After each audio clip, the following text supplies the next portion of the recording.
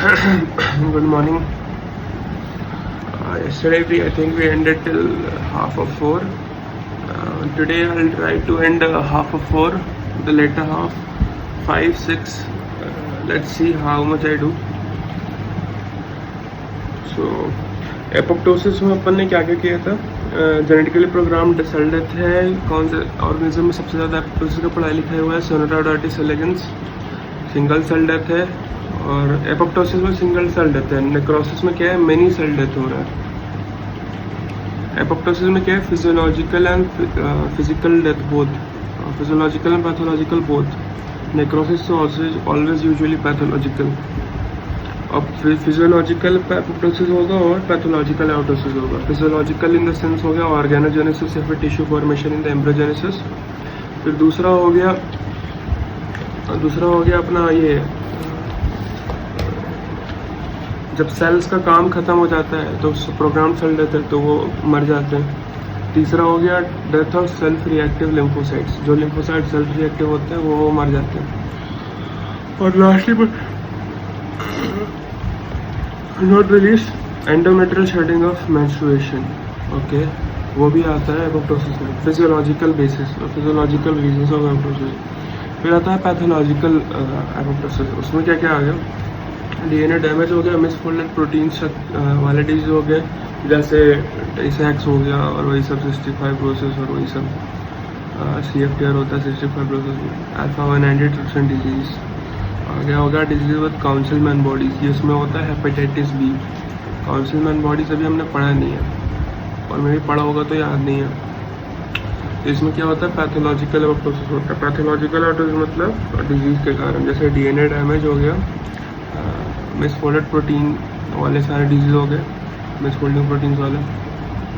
Lastly but not the least Councilman वाले सारे disease जैसे कि हेपेटाइटिस बी. और फिजियोलॉजिकली एपोप्टोसिस होता है बॉडी में इन जनरल भी जैसे कि ऑर्गेनोजेनेसिस. सारे अपने जो ऑर्गन बनते हैं ना एम्ब्रियोजेनेसिस में वो. दूसरा हो गया अपना सेल्फ रिएक्टिव लिम्फोसाइट्स का मरना. तीसरा हो गया जो सेल्स जिनका काम खत्म हो गया बॉडी में उनको हटाना. और lastly but not the least सबसे इम्पोर्टेंट एंडोमेट्रियल लाइनिंग का शेडिंग ऑफ होना. अच्छा, एंडोमेट्रियम का बनना क्या था? हाइपरप्लेसिया था. यूट्रस का फूलना तो लाइक हाइपरट्रोफी है बट यूबीएस था ना यूट्रस ड्यूरिंग वो प्रेगनेंसी और बी से ब्रेस्ट ड्यूरिंग लैक्टेशन और वो एस से skeletal muscle of body builders. और यहाँ पे एंडोमेट्रियम अगर हम बोलते हैं तो हाइपरप्लेसिया होता था उसमें. ठीक है, उसी को बोल रहे हैं कि हाइपरप्लेसिया जो एंडोमेट्रियम में हुआ उसको अब तोड़ेंगे कैसे? एट्रोफाई करके. ठीक है, तो फिजियोलॉजिकल एट्रोफी हो गया. आसान कहने का मतलब नॉर्मल फिजियोलॉजिकल प्रोसेस हो रहा है बॉडी में उसमें इसका यूज़ है. जबकि नेक्रोसिस सारे के सारे पैथोलॉजिकल होते हैं. बाकी एट्रोफी में एक और बात क्या है?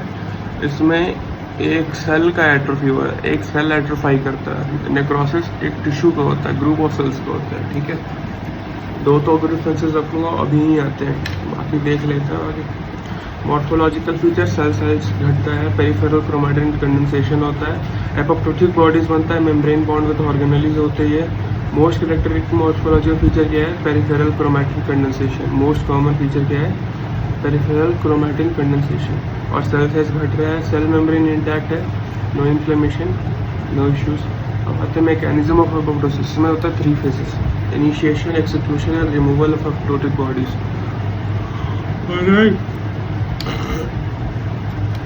दो एंजाइम्स होते हैं एपोप्टोसिस में, कैस्पेजेस और एंडोन्यूक्लियसेस. कैस्पेजेस में कौन सा अमीनो एसिड होता है? सिस्टीन होता है. कैस्पेजेस में कौन से अमीनो एसिड होता है? सिस्टीन होता है. Okay, endonucleases breakdown of DNA कराते हैं. स्टेप लैडर पैटर्न में in necrotic cell plain pattern, smear pattern, there are no endonuclease. But apoptotic cell में स्टेप लैडर पैटर्न आते हैं. क्यों? क्योंकि एंडोन्यूक्लियसेस काम करते हैं. जबकि नेक्रोटिक सेल में प्लेन पैटर्न होता है, एकदम स्मीयर पैटर्न होता है, एकदम चिकना. There is no endonuclease in the necrotic cell. Necrotic cell में हो गया स्टेप लैडर और एपोप्टोटिक सेल में क्या हो गया? क्लियर. आगे चलते हैं. फीचर्स में हो गया नेक्रोसिस वर्सेस एपोप्टोसिस. नेक्रोसिस में हो गया एंजाइमेटिक और इस्चीमिक प्रोसेस, एंजाइमेटिक और इस्चीमिक, और एपोप्टोसिस में क्या होता है genetically program cell death. Main cause of necrosis क्या था, इस्चीमिया ही था, तो ये तो अच्छा है, ईजी है, एंजाइमेटिक और इस्चीमिक death, whereas apoptosis is a programmed genetically programmed cell death। फिर दूसरा हो गया पैसिव होता है मैकेनिज्म नेक्रोसिस का, whereas apoptosis में एक्टिव होता है, इन द सेंस समझा नहीं मैं, apoptosis हो गया एक्टिव, नेक्रोसिस हो गया पैसिव। अच्छा, नेक्रोसिस करना नहीं पड़ता, एपोप्टोसिस बंदा खुद करता है ना, नेक्रोसिस तो हो जाता है पैथोलॉजिकली, बॉडी तो कुछ ही क्या ही करेगा नेक्रोसिस में, ठीक है। सेल हो गया ग्लूकोज सेल्स होता है नेक्रोसिस में, अभी I just said that. Apoptosis में एक सिंगल सेल डेथ होता है। Type of death always pathological होता है नेक्रोसिस में, whereas in apoptosis both pathological and physiological। Physiological में ऑर्गेनोजेनेसिस या फिर tissue formation during embryogenesis. Point number 2 हो गया एंड्रोमेट्रियल लाइन का shedding during after the menstruation. तीसरा हो गया degeneration of self-reactive lymphocytes, and lastly but not least चौथा हो गया degeneration of the useless cells who have no longer any use in the body। फिर आता है पैथोलॉजिकल एपोप्टोसिस पे। पैथोलॉजिकल में सबसे पहले तो हो गया अपना डीएनए डैमेज में हो गया, दूसरा हो गया proteins with those proteins specially who are misfolded, तो उसमें हो गया टेलसैक्स, अल्फा-1 एंटीट्रिप्सिन और सिस्टिक फाइब्रोसिस ऑफ किडनी, है ना, CFTR, ठीक है। और lastly but not the least हो गया अपना डिजीज विद काउंसिलमैन बॉडीज, जैसे कि हेपेटाइटिस बी। अब आता है सेल साइज। सेल साइज बढ़ता है नेक्रोसिस में, एपोप्टोसिस में सेल साइज घटता है। एपोप्टोसिस में सेल साइज घटता है, we just talked about this. सबसे मोस्ट फीचर क्या है एपोप्टोसिस का, सेल का जो न्यूक्लियर है ना, peripheral nuclear condensation, peripheral chromatin condensation होता है एपोप्टोसिस में। पेरिफेरल क्रोमैटिन कंडेंसेशन, ये वाला, ये सबसे most characteristic feature of apoptosis है, peripheral chromatin condensation, right. So inflammation हो गया of cell membrane is intact in apoptosis में, ये अभी हमने पढ़ा जस्ट उसी में। और नेक्रोसिस में अफेक्टेड हो जाता है, पर ये मतलब नेक्रोसिस में भी अब डिपेंड करता है। जैसे कोलेगेटिव नेक्रोसिस में इंटैक्ट रहता है, बट सेल मेम्ब्रेन भी मतलब लिक्विफैक्टिव में टूट जाती है ना, लिक्विफैक्टिव में तो सेल मेम्ब्रेन भी स्वाहा हो जाता है। सो लाइक उस हिसाब से देखा जाता है, थोड़ा कंफ्यूजिंग है, बट इन दोनों in general necrosis versus apoptosis होगा तो ये लिखना है। एपोप्टोसिस में सेल मेम्ब्रेन जो का त्यों रहता है, सॉरी, एपोप्टोसिस में सेल मेम्ब्रेन को कुछ नहीं होता, जबकि नेक्रोसिस में सेल मेम्ब्रेन टूटता है, मेनली लिक्विफैक्टिव में टूटता है। सेल साइज घटता है एपोप्टोसिस में, नेक्रोसिस में बढ़ता है। इन्फ्लेमेशन बढ़ता है नेक्रोसिस में, क्योंकि सेल मेम्ब्रेन जो है ना वो इंटैक्ट है, तो सॉरी वो टूट गया तो बंदा फूल जाएगा। इधर इन्फ्लेमेशन नहीं होता एपोप्टोसिस में। एपोप्टोसिस में क्या होता है, सेल श्रिंकेज और peripheral chromatin condensation. Okay, marker क्या है इसका, कोई मार्कर नहीं नेक्रोसिस का, पर एपोप्टोसिस का मार्कर है क्या, एनेक्सिन 5 या फिर CD95 for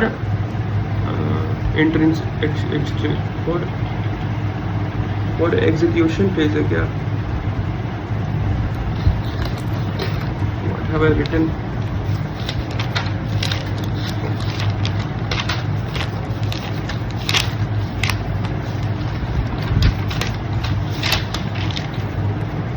for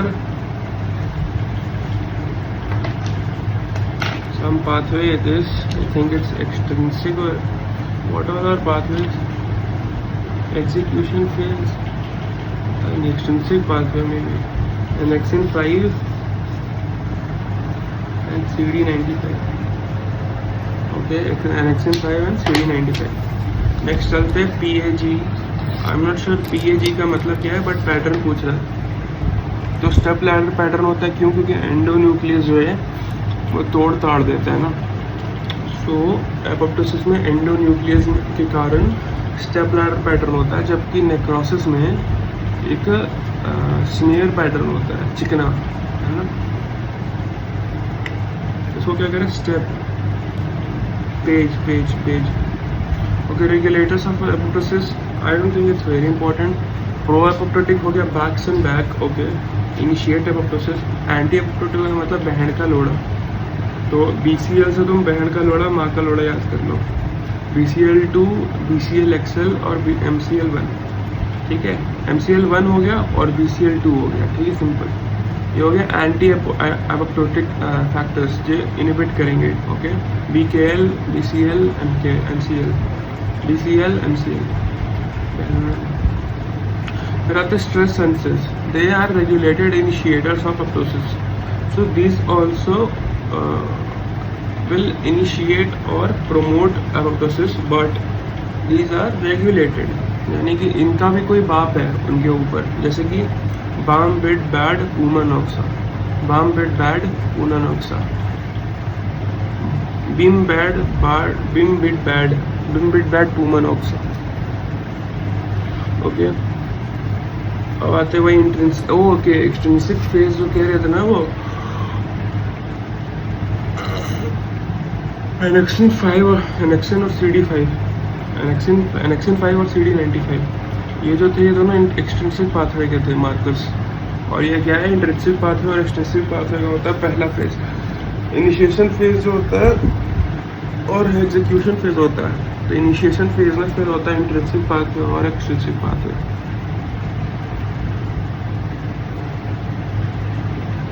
initiation phase में होता है intrinsic and extensive pathway, okay. तो bim bid bad पूमानॉक्सा, BIM BID bad पूमानॉक्सा, BIM BID bad पूमानॉक्सा, BIM BID bad पूमानॉक्सा, okay. Next चलते हैं, removal of dead cells, normal cell हो गया, फॉस्फेटिडाइल सीरीन और on inner membrane. Macrophage can't recognize this molecule, macrophage can't recognize this molecule.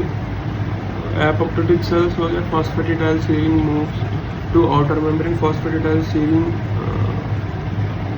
okay. Macrophages recognize the apoptotic cell through annexin 5, binds to them, produces a killer to them, macrophages eat them up. Marker of apoptotic cell हो गया annexin 5। फिर हो गया एफ्रोसाइटोसिस, phagocytosis of apoptotic cell is called एफ्रोसाइटोसिस। What is apoptosis? Phagocytosis of apoptotic cells is called apoptosis. Very important.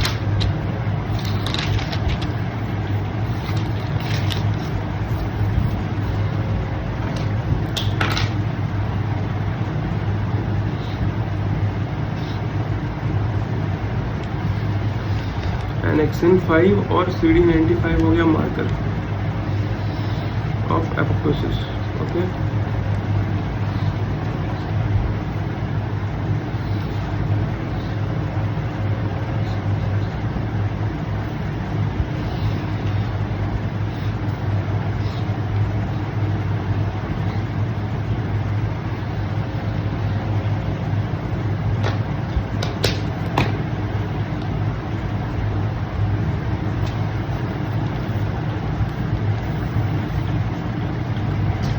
एनेक्सिन 5 हो गया और ये हो गया फॉर एपोप्टोटिक सेल्स।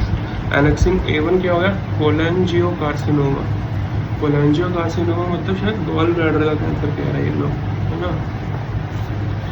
तो एनेक्सिन A1 और एनेक्सिन A5 ये दोनों हो गए, ठीक है। एनेक्सिन 5 हो गया किसका, फॉर एपोप्टोटिक सेल्स।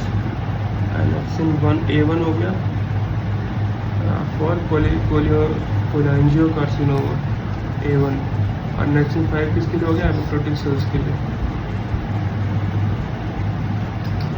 एनेक्सिन 5 हो गया फॉर एपोप्टोटिक सेल्स, एनेक्सिन A1 हो गया फॉर कोलैंजियोकार्सिनोमा। एनेक्सिन 5 हो गया फॉर एपोप्टोटिक सेल्स, एनेक्सिन 5 और CD95 दोनों। और एनेक्सिन A1 किसके लिए हो गया, A1 हो गया कोलैंजियोकार्सिनोमा के लिए। नेक्स्ट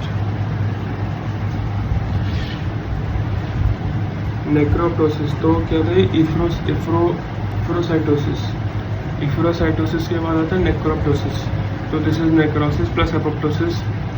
तो नेक्रोसिस एपोप्टोसिस में डिफरेंस क्या क्या है? पहला तो एक सेल जा रहा है एपोप्टोसिस में, और नेक्रोसिस में मेनी सेल जा रहे हैं।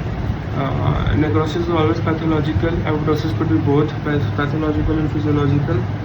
ठीक है। तीसरा, सेल मेम्ब्रेन जो होता है वो टूट जाता है नेक्रोसिस में, पर एपोप्टोसिस में इंटैक्ट रहता है।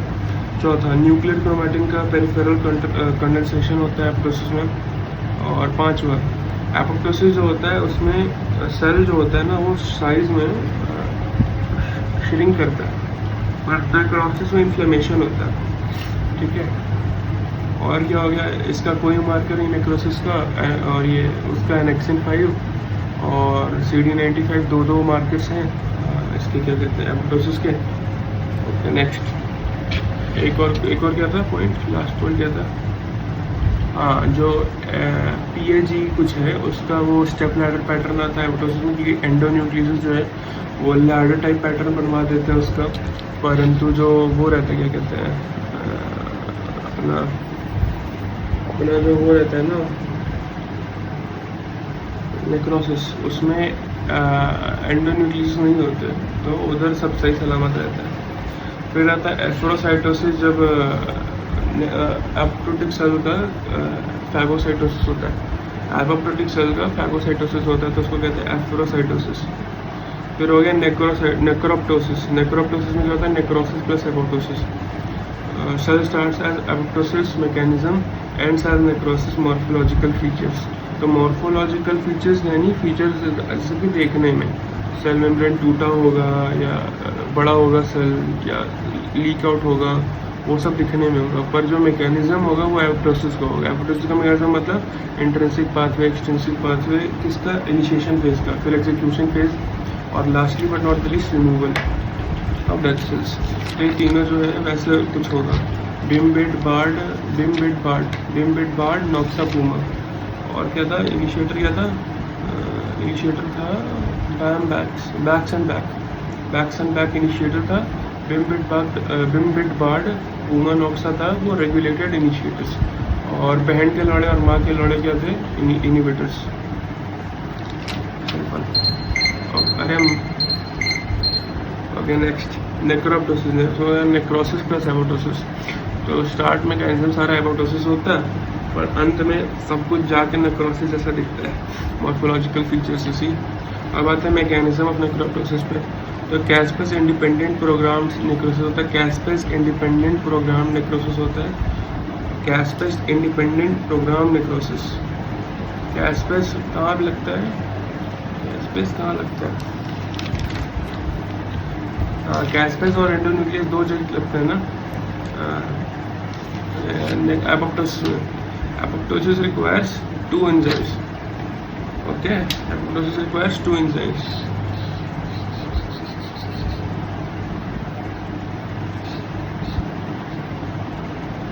Caspases and endonucleases. Caspases and endonucleases. ठीक है। ओके, मैकेनिज्म हो गया caspase independent programme necrosis. Caspase independent programme necrosis. Okay, mechanism क्या हो गया? TNF plus TNF-RI activates RIPK1 and RIPK3. फिर क्या होगा? phosphorylation of MLKL. MLKL enters the plasma membrane. Damage of plasma membrane plus inflammation plus free radical injury. MLKL enters the plasma membrane. Damage of plasma membrane plus inflammation plus free radical injury. MLKL क्या था? अच्छा, होता क्या है? नेक्रोप्टोसिस mammalian growth plate में होता है। Mammalian growth plate में होता है। मैमेलियन ग्रोथ प्लेट में मतलब फिजियोलॉजिकल है। मैकेनिज्म क्या है? TNF है। यार ये कह रहे हैं सेल स्टार्ट्स एज एपोप्टोसिस, पर इसमें लग तो रहा नहीं कैस्पेस, तो स्टार्ट कैसे हो रहा है ये मैं समझा नहीं। मतलब कह रहे हैं ना ये लोग कि मैकेनिज्म एपोप्टोसिस का है, तो मैकेनिज्म अगर एपोप्टोसिस का है तो कैस्पेसेस तो होना चाहिए ना, जिसमें से इनिशिएटर कैस्पेस, एग्जीक्यूशनल कैस्पेस, तो वही सब। ये तो है ही नहीं कैस्पेसेस का लोचा। इसमें लिख रहा है caspase independent programme necrosis, okay, genetically programmed होता है एपोप्टोसिस, ये कह रहा है प्रोग्राम नेक्रोसिस, ओके, अब समझ आ रहा है। पर फिर भी यार ये मतलब mechanism I don't think cash based है तो नहीं कैश बेस्ड इधर, तो बट जो भी ये देखते हैं। हाँ, सो मैकेनिज्म के बाद आ जाते हैं नेक्स्ट क्वेश्चन पे। Seen in development of mammalian growth plate, pathological conditions में हो गया acute pancreatitis, acute steatohepatitis, neurodegenerative disorders, seen in development of mammalian growth plate, okay, physiological हो गया। पैथोलॉजिकल कंडीशंस कहाँ पे नेक्रोप्टोसिस मिलता है देखने को, पैथोलॉजी न्यूरोडीजेनरेटिव डिसऑर्डर्स में, स्टेटोहेपेटाइटिस में और अक्यूट पैनक्रियाटाइटिस में, ओके, ये सब जगह पे नेक्रोप्टोसिस। नेक्रोप्टोसिस का मतलब क्या है, डेथ है, पर डेथ कैसा है, प्रोग्राम डेथ है, और ये मैकेनिज्म कैसा है, एपोप्टोसिस वाला है। बट इसमें भी पूरा एपोप्टोसिस नहीं है, कैस्पेस इंडिपेंडेंट है ये भी चूतिया। और इसका मॉर्फोलॉजिकल फीचर कैसा है, नेक्रोटिक सेल जैसा, तो है बेसिकली नेक्रोसिस, बट इसका मैकेनिज्म थोड़ा एपोप्टोसिस जैसा है, थोड़े ये प्रोग्राम सेल डेथ जैसा है। पर इसमें कैस्पेस ऐसा नहीं कि पूरा एपोप्टोसिस ही हो रहा है, इसमें कैस्पेस इंडिपेंडेंट है, ओके।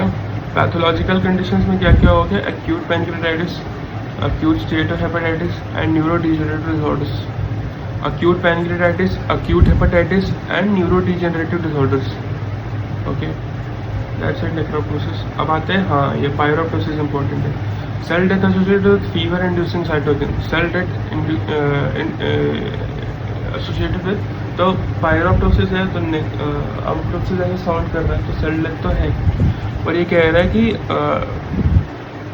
किससे हो रहा है यहाँ पे cell death, fever inducing cytokine, और साइटोकिन कौन सा है यहाँ पे, इंटरल्यूकिन 1, तो फीवर इंड्यूसिंग साइटोकिन यानी कि इंटरल्यूकिन 1 से ये मेडिएट हो रहा है, तो ये उसके कारण हो रहा है। तो पहले माइक्रोबियल टॉक्सिन आया, माइक्रोब है उसका कचड़ा आया, वो सेल के अंदर घुसा और recognize by nod like receptors, activation या फिर फॉर्मेशन ऑफ इन्फ्लामासोम। तो नॉड पहले क्या हुआ, माइक्रोबियल डिब्री या माइक्रोबियल टॉक्सिन आया, सेल के अंदर घुसा, माइक्रोबियल टॉक्सिन आया, इंटर द सेल हुआ, नॉड लाइक रिसेप्टर से वो चेकअप हुआ, नॉड लाइक रिसेप्टर से चेक होने के बाद एक्टिवेशन या फिर फॉर्मेशन ऑफ इन्फ्लामासोम हुआ, और फिर क्या होगा, एक्टिवेशन ऑफ कैस्पोसोम 1, कैस्पोसोम 1 एक्टिवेट होने के बाद क्या होगा, इंटरल्यूकिन 1 रिलीज हुआ, और फिर उससे क्या हो गया, फीवर एंड इन्फ्लेमेशन। तो इंटरल्यूकिन 1 कौन सा रिलीज किया, एक्टिवेशन ऑफ कैस्पोसोम 1 से, कैस्पोसोम 1 कहाँ से आया, इन्फ्लामासोम, इन्फ्लामासोम कहाँ से आया,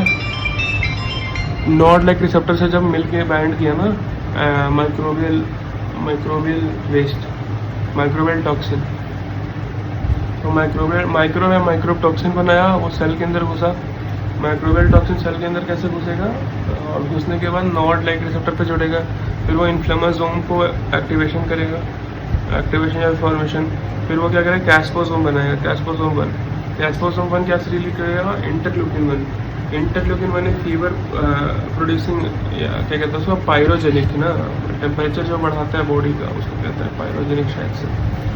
तो फीवर इंड्यूसिंग सब्सटेंस है इंटरल्यूकिन 1, वो फीवर बढ़ा देगा, और फिर क्या होगा, इन्फ्लेमेशन, ठीक है, जो हो गया पायरोप्टोसिस। अब आता है फेरोप्टोसिस में। Ferroptosis nothing but cell death caused by excess of iron, excess of iron क्या करेगा, ferroptosis.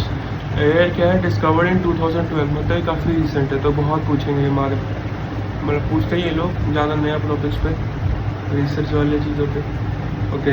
Discovered in 2012, excess intracellular, cell के अंदर काफ़ी आयरन है, ठीक है, आयरन एक्यूमुलेशन हो रहा है, आयरन टॉक्सिसिटी है, फेरोटॉक्सिसिटी, तो क्या हो रहा है, फ्री रेडिकल इंजरी हो रहा है, लिपिड पर ऑक्सीडेशन ऑफ मेम्ब्रेन हो रहा है, तो उसके कारण क्या हो रहा है, फ्री रेडिकल इंजरी, लिपिड पर ऑक्सीडेशन ऑफ मेम्ब्रेन, तो फ्री रेडिकल इंजरी, तो प्लाज्मा मेम्ब्रेन डैमेज, तो सेल डेथ। तो यहाँ पे पॉइंट मेन क्या है कि आयरन का excessive accumulation inside the cell हो रहा है, लिपिड पर oxidation of the cell membrane हो रहा है, and lastly but not the least, cell death, ठीक है। तो एफरोसाइटोसिस क्या था, जब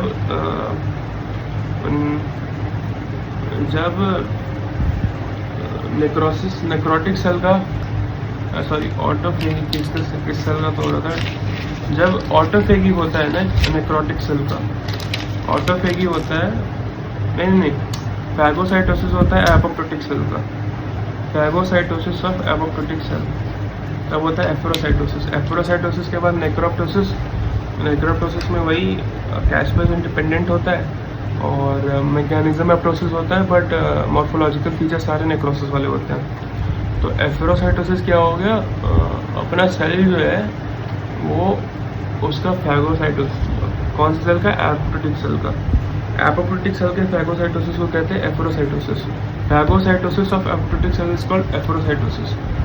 फिर एफरोसाइटोसिस के बाद आता है नेक्रोप्टोसिस। नेक्रोप्टोसिस में क्या हो रहा था, मैकेनिज्म जो था वो सेल एपोप्टोसिस जैसा था, पर मॉर्फोसिस अपने नेक्रोसिस जैसे थे।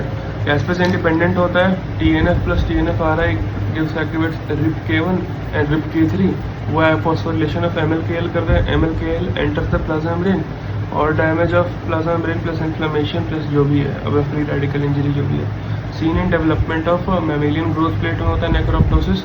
और पैथोलॉजिकली कहाँ होता है, न्यूरोडिजेनरेटिव डिसऑर्डर्स, एक्यूट स्टीएटोहेपेटाइटिस और एक्यूट पैनक्रेटाइटिस में। फिर आते हैं अपन नेक्स्ट पेज पे, नेक्रोप्टोसिस हो गया, एफरोसाइटोसिस हो गया। एफरोसाइटोसिस है, नेक्रोप्टोसिस है, दोनों का स्पेलिंग याद रखना। एफरोसाइटोसिस कुछ नहीं है, फैगोसाइटोसिस ऑफ एपोप्टोटिक सेल है। नेक्रोप्टोसिस कुछ नहीं है, वही दोनों का मिक्सचर है और 5-4 एग्जाम्पल देते हैं। फिर आता है पायरोप्टोसिस। पायरोप्टोसिस में क्या है, इंटरलूकिन 1 जैसे फीवर प्रोमोटिंग सब्सटेंसेस के कारण होता है जब, तो उसको कहते हैं पायरोप्टोसिस। पायरो मतलब शायद है कि क्या कहते हैं उसको, पायरोजेनिक सब्सटेंसेस ना, मतलब फीवर प्रोड्यूसिंग सब्सटेंसेस, तो पायरोप्टोसिस। तो इंटरल्यूकिन 1 कैसे बनता है, कैस्पोसोम 1 से। कैस्पोसोम 1 कैसे बनता है, इन्फ्लोमासोम से। इन्फ्लोमासोम कैसे बनता है, जब नॉड लाइक रिसेप्टर कुछ काम करना शुरू करता है किसी माइक्रोबियल टॉक्सिन को देखता है nod like receptor, microwave body में माइक्रो टॉक्सिन से रिक्रिएट किया, वो टॉक्सिन सेल के अंदर आ गया, माइक्रोवेल टॉक्सिन अब सेल के अंदर आ गया, तो सेल के अंदर नॉड लाइक रिसेप्टर्स उसको करेंगे, तो वो करेंगे तो फिर वो इन्फ्लेमासोम बना देंगे ताकि बच जाए बॉडी, सेल बच जाए उसके अगेंस्ट के लिए। तो इन्फ्लेमासोम फिर कैस्पोसोम 1 को एक्टिवेट करेगा। कैस्पोसोम 1 क्या करता है, कैस्पोसोम 1 करेगा एक्टिवेट हो जाएगा तो इंटरल्यूकिन 1 कर देगा। इंटरल्यूकिन 1 क्या करेगा, फीवर एंड इन्फ्लेमेशन। फिर पायरोप्टोसिस खत्म, फिर अब फेरोप्टोसिस, जब सेल के अंदर काफ़ी ज़्यादा आयरन घुस जाए तो उसको कहते हैं फेरोप्टोसिस। फेरोप्टोसिस में क्या होता है, lipid peroxidation of the cell membrane होता है, सो सब कुछ लीक आउट कर देता है, free radical injury, plasma membrane damage, cell death. Ferroptosis में लिपिड परऑक्सीडेशन होता है। अब आते हैं ऑटोफेगी। ऑटोफेगी मतलब cell eats its own contents. Survival mechanism है, जब न्यूट्रिएंट डिप्रिवेशन होता है तब। मैकेनिज्म हो गया फॉर्मेशन ऑफ इनिशिएशन मेम्ब्रेन, फैगो4, ये डिराइव फ्रॉम एंडोप्लाज्म रेटिकुलम है। फिर autophagosome formation, release of vesicle which leads to autophagosome, release of vesicle which leads to autophagosome. फिर क्या हो गया, autophagosome plus lysosome. For formation of autophagosome requires certain genes, ATG और autophagy related genes. LC3 हो गया marker for autophagy. ATG161 क्या है, ATG161 क्या है, ATG related to Crohn's disease. Crohn's disease में होता है नहीं खराब शायद कुछ, तो एब्जॉर्प्शन वगैरह में थोड़ा दिक्कत होता है, इशू होता है, ऐसा सुना है क्रॉन्स में। Formation of initiation membrane derived from endoplasm reticulum. Formation of initiation membrane derived from endoplasm reticulum. फिर क्या हो गया, फैगो4, ये हो गया इनिशिएशन मेम्ब्रेन, फैगो4। फिर फॉर्मेशन ऑफ फैगोसोम, फिर ऑटोफैगोसोम फॉर्मेशन। फैगो4 से क्या हो गया, रिलीज ऑफ वेसिकल हो गया, ऑटोफैगोसोम बन गया। अब फॉर्मेशन ऑफ ऑटोफैगोसोम रिक्वायर्स ये बना देगा ऑटोफैगोसोम प्लस लाइसोसोम, तो ऑटोफैगोलाइसोसोम बन जाएगा। फैगोसोम प्लस लाइसोसोम क्या बनाता है, फैगोलाइसोसोम। बस हमें ऑटो लगा दो, फैगो4 लगा दो तो ऑटोफैगोसोम बना दो, ऑटोफैगोसोम से फिर ऑटोफैगोलाइसोसोम बना दो। ATG161 याद कर लो, क्रॉन में के लिए होता है, और ATG और ऑटोप्सी रिलेटेड जीन जो है वो उसका LC3 होता है, वो मार्कर फॉर ऑटोफैगी होता है LC3। बस इतना ही याद कर लो, अगर याद हो रहा है तो कर लो। बाकी ऑटोफैगी में नॉर्मल डेफिनेशन काफ़ी है, सेल कंटेंट्स होता है, ऑटोफैगोसोम होता है, ऑटोफैगो लाइसोसोम होता है, और मार्कर फॉर क्रॉन्स डिजीज होता है ATG161। ऐसे ATGs are the genes required for the यहाँ पे है ना। अब आते हैं नेक्स्ट टॉपिक, बहुत ही इंटरेस्टिंग टॉपिक है इंट्रासेल्युलर एक्यूमुलेशन, और ये टफ भी है, थोड़ा इजी है पर टफ है।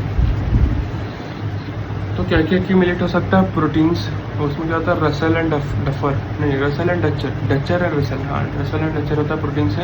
लिपिड में वही फैट है माइक्रोवेसिकुलर और मैक्रोवेसिकुलर हो सकता है। ग्लाइकोजन में वही अपना ग्लाइकोजन घुस सकता है, तो उसका फीचर क्या क्या दिखेगा। फिर वाटर का तो पता ही है, सेल चेंज, क्या कहते हैं, क्लाउडी चेंज, हाइड्रोपिक चेंज है ना। सोडियम जब घुस जा रहा था एंड सोडियम पोटेशियम डिवाइस जब काम नहीं कर रहा था, याद है, इरिवर्सिबल सेल इंजरी में, याद है ना, तो बस वही। फिर हो गया वाटर, उसके बाद हाइलिन क्या है? हाइलिन कार्टिलेज है, no idea bro. Calcium, calcification बहुत इंपॉर्टेंट है। पिगमेंट्स अपने ईजी है, एक्सोजेनिक और एंडोजेनिक पिगमेंट्स होते हैं। एंडोजेनिक में फिर 3 होता है, लाइपोफुशिन और हीमोसिड, हीम वाला कुछ, और एक और मेलेनिन शायद, हाँ ये 3 है। और एक्सोजेनिक में हो गया एंथ्रोपोजेनिक, जैसे कि टैटू वैटू जो बाहर से डालते हैं, तो वही सब है, easy. Let's just go with this, I think half an our और 40 मिनट्स में ये भी मॉड्यूल हो जाएगा। It's not very hard. Okay, पहला हो गया glycogen. Glycogen can be deposited in glycogen storage disorders, सबको पता है, मैकार्डल, वॉन गिर्क और वो सब बैंचो क्या क्या रटवाते हैं यार ये लोग। सीवियर डायबिटिक न्यूरोपैथी, उसमें क्या होता है, पीसीटी में क्या होता है, Armani Ebstein lesions, Armani Ebstein lesions, Armani का बेल्ट, ये कुछ आई गाइस, ये देखो मेरा वर्साची, ये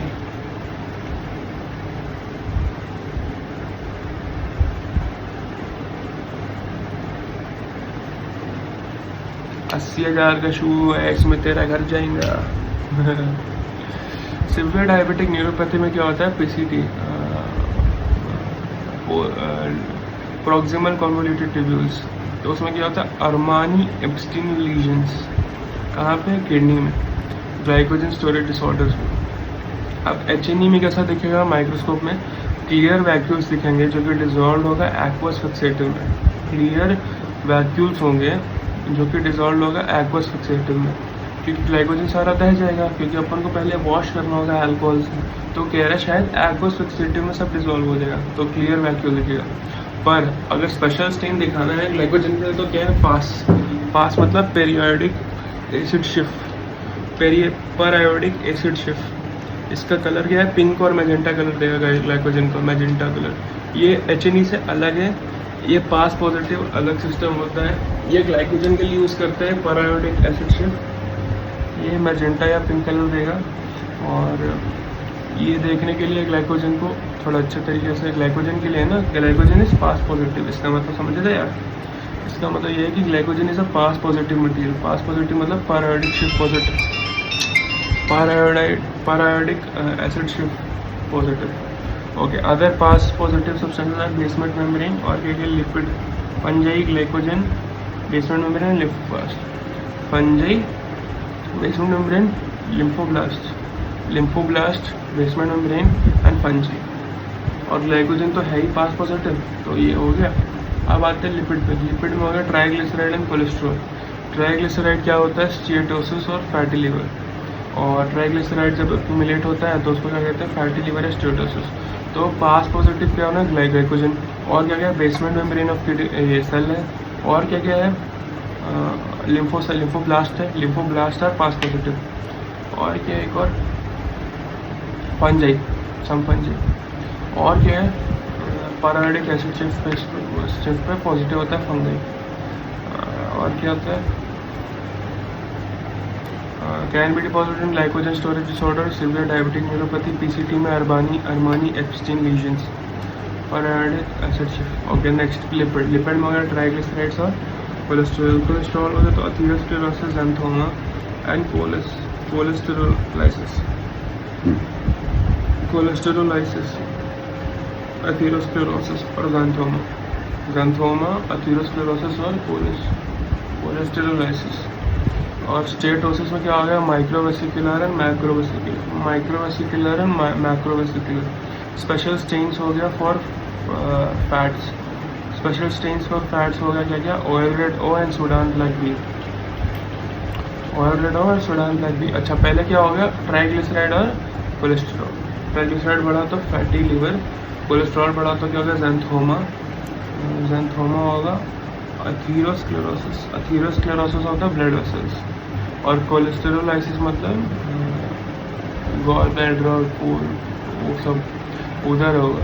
तो कोलेस्टेरोलाइसिस हो गया गॉल ब्लैडर में, अथीरोस्क्लेरोसिस हो गया ब्लड वेसल्स में, कैल्सिफिकेशन और वो बड़ा वो पूरा थिक हो जाएगा, ल्यूमेन छोटा हो जाएगा, एक्सेट्रा, थ्रोम्बस वगैरह भी चांसेस बढ़ जाएंगे उधर। ट्राइग्लिसराइड हो गया तो लिवर, ट्राइग्लिसराइड होता है तो लिवर जाता है। और फिर ये लिपिड भी दो टाइप का, माइक्रोवेसिकुलर और मैक्रोवेसिकुलर। और लिपिड के लिए दो स्पेशल स्टेन्स क्या है, oil red O and Sudan black B. अब आते हैं प्रोटीन्स पे। As I had mentioned earlier, Russell and Dutcher, Russell body and Dutcher body are seen in multiple myeloma. Multiple myeloma में किडनी का भांग घोषणा हो जाता है। Okay, Russell body are intracytoplasm, R for Russia और Russia for cytoplasm, D for dog, dog for nucleus. अरे बच्चों क्या बोल रहे हैं हम। डचर बॉडी क्या होता है, इंट्रा न्यूक्लियर इंक्लूजन। और रसल बॉडी क्या होता है, इंट्रासाइटोप्लाज्मिक अक्यूमुलेशन। इंट्रासाइटोप्लाज्मिक अक्यूमुलेशन हो गया रसल, डचर हो गया इंट्रा न्यूक्लियर इंक्लूजन। डचर हो गया न्यूक्लियस के अंदर, रसल हो गया इंट्रासाइटोप्लाज्म में, रसल हो गया साइटोप्लाज्म में, डचर हो गया न्यूक्लियस में, डचर हो गया न्यूक्लियस में। फिर third and but not third क्या है, reabsorption droplets in proteinuria and renal tubules. Reabsorption droplets in proteinuria and renal tubules. एचिनिन क्या होगा, eosinophilic granular appearance, eosinophilic granular appearance. Proteins हो गया Russell body and Dutcher body. Intracytoplasm accumulation हो गया, डचर body हो गया। तो रसल बॉडी होता है साइटोप्लाज्म में, डचर बॉडी होता है न्यूक्लियस में। इसको याद कैसे करोगे, रसल डचर तो याद रहेगा, पर कौन कहाँ होता है ये कंफ्यूज तो हो ही जाएगा ना। रसल हो गया साइटोप्लाज्म में, डचर हो गया न्यूक्लियस में। रसल हो गया साइटोप्लाज्म में, डचर हो गया न्यूक्लियस में। रसल हो गया साइटोप्लाज्म में, डचर हो गया न्यूक्लियस में। रसल हो गया साइटोप्लाज्म में, डचर हो गया न्यूक्लियस में।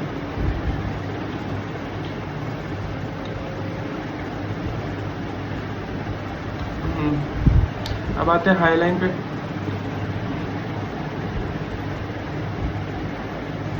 हाईलाइन के दो फॉर्म्स होते हैं, इंट्रासेलुलर और एक्स्ट्रासेलुलर। पिंक एसिनोफिलिक स्मूथ अपीयरेंस दिखता है हाईलाइन, ठीक है।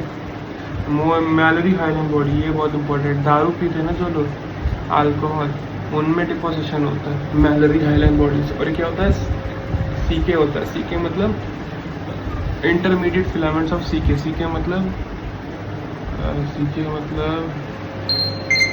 केराटिन, साइटोकेराटिन 8 और साइटोकेराटिन 18 के एक्यूमुलेशन होता है मैलरी हाईलाइन बॉडीज में। और हाईलाइन का एक्यूमुलेशन कैसा होता है, मैलरी हाईलाइन बॉडी में। कहाँ होता है, दारू पीने वाले में। हाँ देखो क्या लिखा है, जस्ट नीचे लिखा हुआ है, पिंक एओसिनोफिलिक स्मूथ अपीयरेंस, ठीक है। हाईलाइन पता ही अपने को। Mallory hyaline bodies example of intracellular hyaline deposition. Cell के अंदर जब इंट्रासेलुलर सेल डिपोजिशन हो रहा है तो उसको कहते हैं मैलरी हाईलाइन बॉडीज। मेनली यही है। और इस कॉमनली कहा जाता है अल्कोहलिक लिवर डिजीज। तो अल्कोहलिक लिवर डिजीज में क्या होता है, मैलरी हाईलाइन बॉडीज का accumulation. Lastly but not the least, other conditions where Mallory hyaline bodies are seen are new Indian watch, N से हो गया NASH, non alcoholic steatohepatitis. I think NASH का मतलब शायद से non alcoholic steatohepatitis, I am not sure. बाकी steatohepatitis, पैनक्रिएट, acute steatohepatitis, यानी acute steatotitis, steatohepatitis, acute pancreatitis और न्यूरोडीजेनरेटिव डिसऑर्डर। सब किसका एग्जांपल था, नेक्रोप्टोसिस का और मैमेलियन ग्रोथ प्लेट। ये तीनों क्या है, नेक्रोप्टोसिस का एग्जांपल है। Acute pancreatitis, acute steatohepatitis and neurodegenerative disorders और मैमेलियन ग्रोथ प्लेट का फॉर्मेशन सब नेक्रोप्टोसिस में होता है। Next Russell body, Dutcher body. Russell body cytoplasm, Dutcher body nucleus में। हाईलाइन हो गया नैश, न्यू इंडियन, आई से हो गया Indian clinic childhood cirrhosis, Indian childhood cirrhosis. Okay, new Indian watch. अब WATH से क्या है, विल्सन्स डिजीज। ओ ये वो सब आता है अपने को जोड़ा है। ए से हो गया अल्कोहलिक लिवर डिजीज, टी से हो गया ट्यूमर्स लाइक HCC। HCC का full form I don't think I know right now. और टी से हो गया ट्यूमर्स लाइक HCC और सी से हो गया cirrhosis of primary biliary cirrhosis. H से हो गया hyperplasia, focal nodular hypertest. Anyways Mallory hyaline bodies क्या होता है, compose of intermediate filaments like CK8 and CK18। CK का मतलब है यहाँ पे साइटोकेराटिन, CK का मतलब है साइटोकेराटिन। साइटोकेराटिन 8 एंड साइटोकेराटिन 18 होता है, ये दोनों इंटरमीडिएट फिलामेंट्स होते हैं। इंटरमीडिएट फिलामेंट्स सारा सेल में कुछ होता है, सेल डिवीजन में आते हैं। तो Mallory hyaline bodies are composed of ये। तो मैलरी हाइलैंड बॉडीज होता क्या है, cytokeratin, nothing else. Mallory hyaline body cytokeratin होता है और कुछ भी नहीं होता। On a very microscope even more magnified level Mallory hyaline bodies are nothing but cytokeratins. Alright, okay, next calcification, deposition of calcium with the small amounts of other minerals, two types, dystrophic and metastatic। dystrophic होता है D for dead, D for dystrophic। metastatic होता है M for metastatic, M for mitochondria। तो ये बहुत important है। dystrophic calcification is present in dead tissues, no abnormality in calcium metabolism, serum calcium normal होता है। एग्जाम्पल होता है red rheumatic vegetations, atheromatic plaques and TB lymph nodes. ये तीनों क्या है, डिस्ट्रोफिक। डेड टिश्यूज होता है, no normalities in calcium metabolism, ये होता है डेड टिश्यूज में। और इसका एग्जांपल क्या, रैट रोमेटिक वेजिटेशन A4 हो गया, एथेरोमेटिक, एंड T4 हो गया ट्यूबरकुलोसिस, लिम्फ नोड्स हो गया।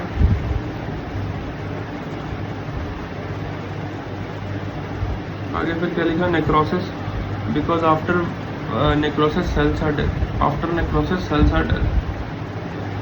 फिर क्या हो गया, डेड पैरासाइट्स। और फिर क्या हो गया, Monckeberg's medial calcific sclerosis, Monckeberg medial calcific sclerosis, सब क्या हो गया, dystrophic calcification. Okay, calcification in tunica media of blood vessels, calcification in tunica media of blood vessels. Next चलते हैं, समोमा बॉडीज, फोकाई और dystrophic calcification. Psammoma body seen in papillary carcinoma of thyroid, psammoma bodies, foci और dystrophic calcification seen in papillary carcinoma of thyroid, papillary renal cell cancer, meningioma, prolactinoma, serous cystocarcinoma of ovary। Psammoma bodies appear as concentric laminations of calcium। Calcium का गोल गोल ऐसे accumulation होता है, उसको कहते हैं psammoma bodies. एक और जगह पे है माइलिन फिगर्स। माइलिन फिगर्स होता है सेल के अंदर, रिवर्सिबल इरिवर्सिबल दोनों में। माइलिन फिगर्स होता है कैल्शियम और फॉस्फोलिपिड्स का concentric accumulation. Myelin body figure अलग है। समोमा बॉडी किसका है मार्कर, डिस्ट्रोफिक कैल्सिफिकेशन में हमेशा क्या मिला, समोमा बॉडी। डिस्ट्रोफिक कैल्सिफिकेशन मिले डेड सेल्स में। डिस्ट्रोफिक कैल्सिफिकेशन में कैल्शियम लेवल क्या होगा बॉडी में, नॉर्मल। डिस्ट्रोफिक कैल्सिफिकेशन में क्या क्या एग्जांपल है, रैट, रोमेटिक वेजिटेशन, एथेरोमेटिक प्लेक्स और T से ट्यूबरकुलोसिस का लिम्फ नोड्स। ओके, और इसके अलावा कहाँ कहाँ मिलता है, monkey bugs medial calcific sclerosis, monkey bug sclerosis, उसमें क्या होता है, ट्यूनिका मीडिया में कैल्सिफिकेशन हो जाता है। और क्या क्या है, necrosis, because after necrosis cells are dead. Necrosis because after necrosis cells are dead. तो नेक्रोसिस में सेल डेड होता है, तो नेक्रोसिस में भी होता है डिस्ट्रोफिक कैल्सिफिकेशन, की सेल मर गया। और क्या है, डेड पैरासाइट्स। अच्छा, समोमा बॉडी कहाँ कहाँ मिल रहा है, papillary carcinoma of thyroid, papillary renal cell cancer, meningioma, prolactinoma, serous cystadenocarcinoma of ovary। Psammoma bodies appear as concentric laminations of calcium, dense basophilic, मतलब extremely blue and gritty। gritty मतलब sand जैसा होगा, और बेसोफिलिक होगा, extremely calcium blue होता है। Okay, next metastatic calcification, ये cell के अंदर होता है, कैल्शियम लेवल वेरी हाई होगा। अब नॉर्मेलिटी ऑफ कैल्शियम मेटाबॉलिज्म है यहाँ, उधर अब नॉर्मेलिटी नहीं था, इधर अब नॉर्मेलिटी है मेटाबॉलिज्म में कैल्शियम के। नेक्स्ट एग्जाम्पल्स हो गया, vitamin D related disorders, bone disease like multiple myeloma and Paget's disease, bone disease like multiple myeloma and Paget's disease, bone disease like multiple myeloma and Paget's disease, bone disease like multiple myeloma and Paget's disease, bone disorders like multiple myeloma and Paget's disease, parathyroid disease, RCC and breast carcinoma, और क्या है, sarcoidosis and milk alkali syndrome, sarcoidosis and milk alkali syndrome. Calcification begins in mitochondria except kidney, begins in the basal membrane of renal. अच्छा, kidney का हम लोग calcified एक दिखाया था, मेटास्टैटिक कैल्सिफिकेशन होता है किडनी में ना, नहीं, नो आइडिया। क्या वो स्टैग हॉर्न कैल्सिफिकेशन कुछ पता ही थी बुढ़िया, स्टैग हॉर्न कैल्सिफिकेशन किडनी क्या तो बोल रही थी यार वो, रुक दो, क्या लिखा है इधर, calcification always begins in mitochondria except in kidney where it begins in basement membrane. अच्छा बेसमेंट मेम्ब्रेन कैसा है, पास पॉजिटिव है या नेगेटिव, पास पॉजिटिव है। और क्या क्या है, लिम्फोसाइट पॉजिटिव है। और क्या क्या है, बेसमेंट मेम्ब्रेन पॉजिटिव है, पास पॉजिटिव, बेसमेंट मेम्ब्रेन पास पॉजिटिव है, लिम्फोब्लास्ट पास पॉजिटिव है, लिम्फोब्लास्ट पास पॉजिटिव है, और ग्लाइकोजन पास पॉजिटिव है। Okay, pregnance in basement membranes of renal tubules. Most common organ affected in calcification is lung alveoli rather than gastric mucosa. Lung alveoli calcification सबसे ज़्यादा disturb होता है। तो thyroid disease में calcium का भाग घुसल होगा, पैराथायराइड डिजीज में ज़्यादा होगा। और क्या मिल्क अलिकली सिंड्रोम कुछ है, multiple myeloma, Paget's disease, vitamin D disorders में तो है ही। स्पेशल स्टेन फॉर कैल्शियम क्या है, वॉन कोसा ब्लैक कलर, एल्जरिन रेड हो गया, एल्जरिन रेड हो गया, red colour, can even pickup small quantities. कहने का मतलब ये दोनों काफ़ी अच्छे स्टेन्स है कैल्शियम के लिए। क्या क्या, von Kossa and alizarin red, von Kossa and alizarin red. Test for bone mineralization और tetracycline labelling index. Test for bone mineralization, bone का मिनरलाइजेशन का टेस्ट क्या है, टेट्रासाइक्लिन, टेट्रासाइक्लिन दूध, समझ में आ रहा है थोड़ा थोड़ा, टेट्रासाइक्लिन लेबलिंग इंडेक्स। तो क्या टेट्रासाइक्लिन कैल्शियम को वो कोएगुलेट, सॉरी कैल्शियम टेट्रासाइक्लिन को, सॉरी हाँ कैल्शियम दूध, अगर दूध ले रहे हो टेट्रासाइक्लिन के साथ तो दूध में कैल्शियम होता है, कैल्शियम टेट्रासाइक्लिन को कोएगुलेट करता है तो टेट्रासाइक्लिन बन नहीं पाएगा। तो कैल्शियम का जो बॉडी में हाई लेवल है उसके लिए बोन मिनरलाइजेशन हो रहा है कि नहीं, बोन अगर मिनरलाइजेशन हो रहा है तो कैल्शियम सारा बोन में चला जाएगा, मतलब सीरम में कम होगा, ब्लड में कम होगा कैल्शियम। बट अगर मिनरलाइजेशन नहीं हो रहा है तो सीरम में कैल्शियम ज़्यादा है क्योंकि बोन में कैल्शियम गया ही नहीं। तो उस मिनरलाइजेशन को चेक करने के लिए अपन टेट्रासाइक्लिन लेवलिंग इंडेक्स करते हैं, क्योंकि कैल्शियम होगा तो टेट्रासाइक्लिन के साथ मिलेगा वो।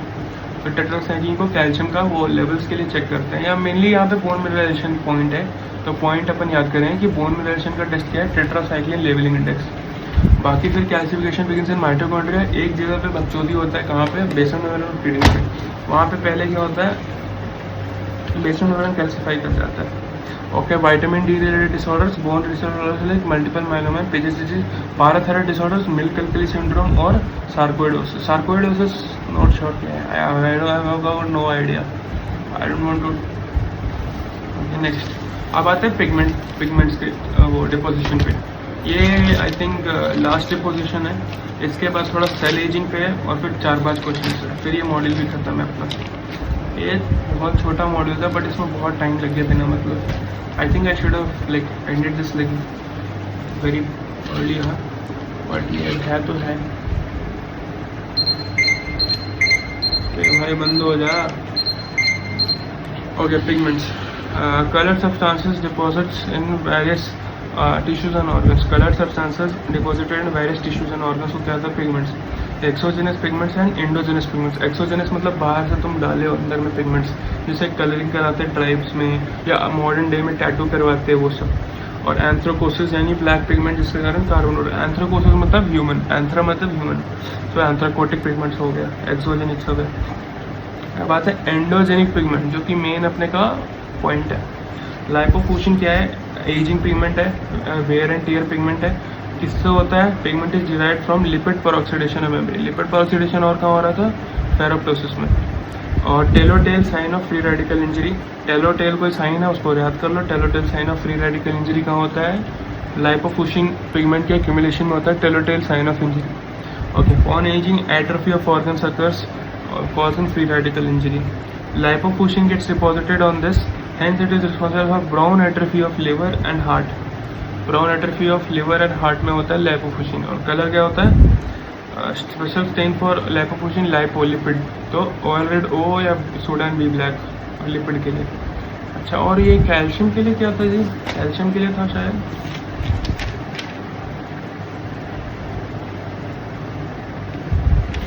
हाइलन के लिए क्या था, हाइलन के लिए भी तो पता नहीं, और कैल्शियम के लिए क्या था,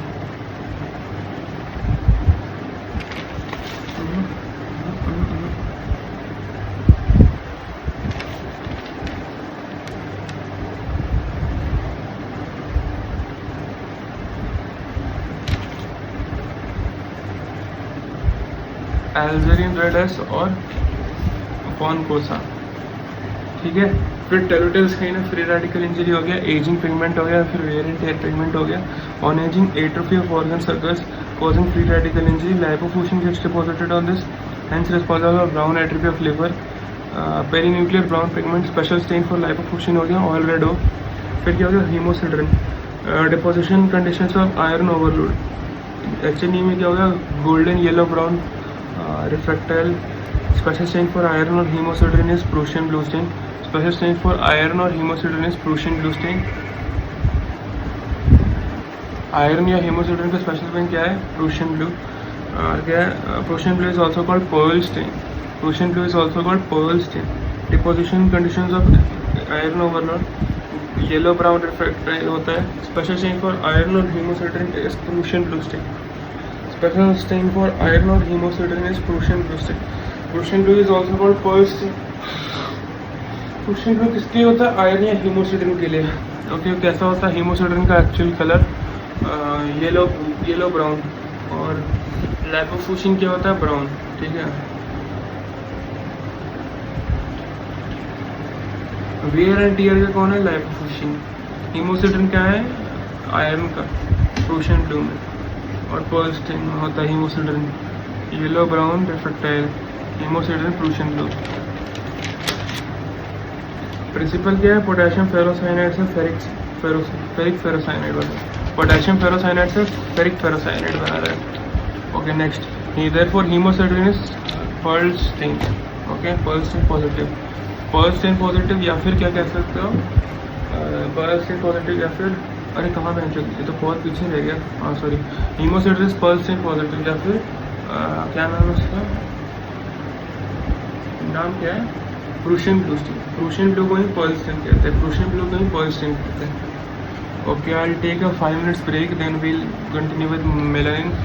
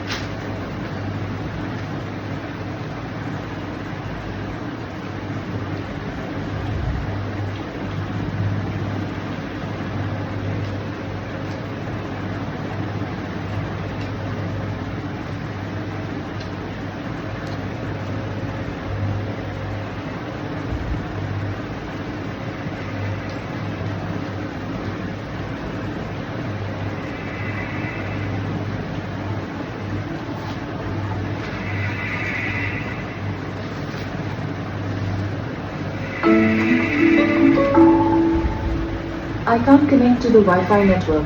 You might want to check the connection settings in the Google Home app.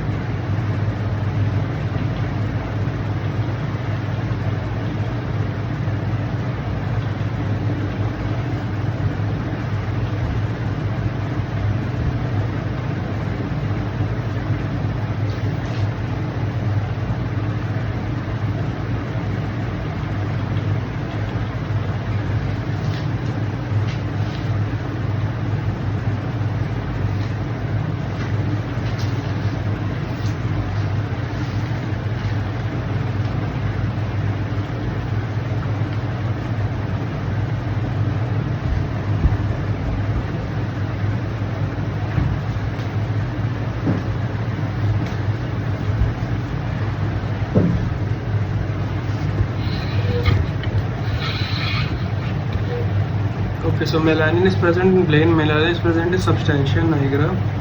Parkinsonism में melanin is lost. Black colour pigment होता है किस फेनाइलिन टायरोसिन से बनता है. मादचो टट्टा, MC टट्टा था ना. Melanin, catecholamines, tyrosine, tyramine, sorry tyramine and thyroid T4. Special stain for melanin is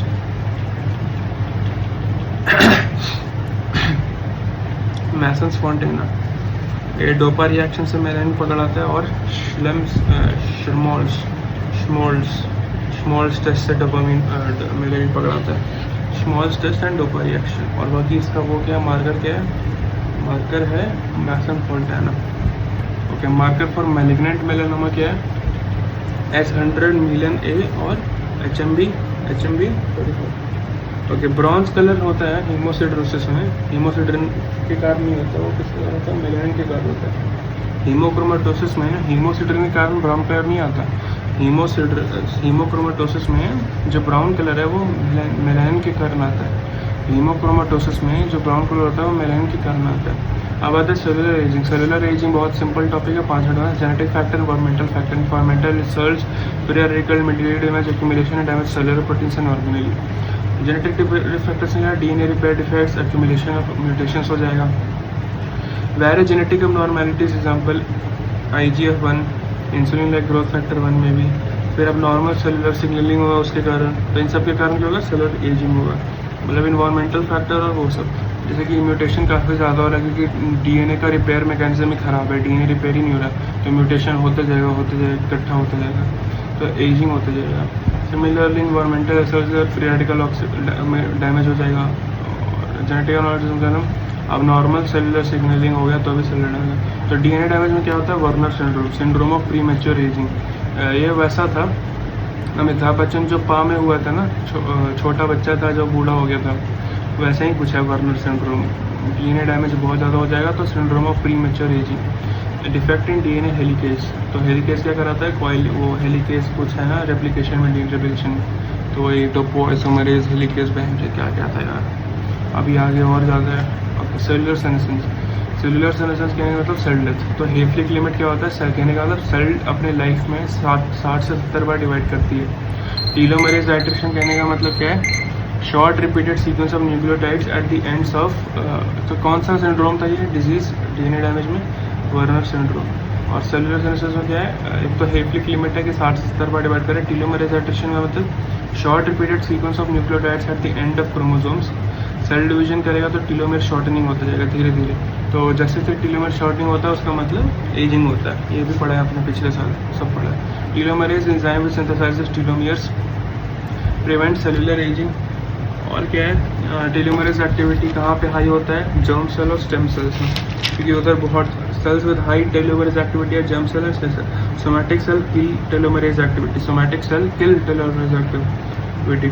cancer cells usually have a high telomerase activity. Telomerase का लेंथ और टीलोमेर का जो लेंथ है वो छोटा हो रहा है, टीलोमेर एट्रिशन वो अलग है, और टीलोमरेज एंजाइम है। टीलोमरेज एक एंजाइम है जो कि सिंथेसाइज कर रहा है टीलोमियर, तो टीलोमरेज टीलोमियर बनाता है। और टीलोमियर क्या करता है, टीलोमियर जरूरी है क्योंकि वो टीलोमियर शॉर्टनिंग क्यों जरूरी है, क्योंकि वो सेलुलर एजिंग करवाएगी, तो टीलोमियर शॉर्टनिंग।